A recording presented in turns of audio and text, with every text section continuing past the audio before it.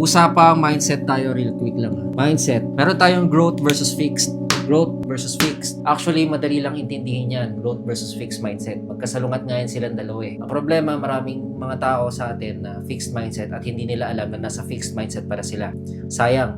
Maganda malaman nyo to. Kung ikaw hindi mo yan alam, panoorin mo itong paliwanag ko. So, growth mindset is basically yung isang tao naniniwala siya na kaya niya pang i-improve, i-hone, i-maintain, dagdagan yung mga skill or mga talent na meron siya. Kahit yung intelligence, naniniwala siya dyan. Kaya niya ma-improve yan. Whereas yung mga tao may fixed mindset, naniniwala sila na wala na, bobo na ako eh. Hindi ko na ito mababago, ganito na ako. Hanggang dito na lang ako habang buhay.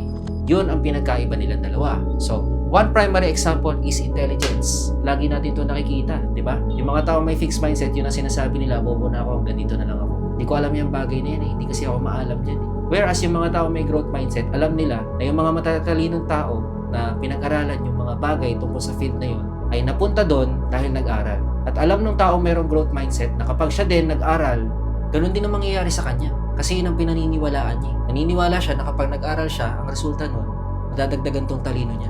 Ikaw, nasa fixed mindset ka pa rin ba?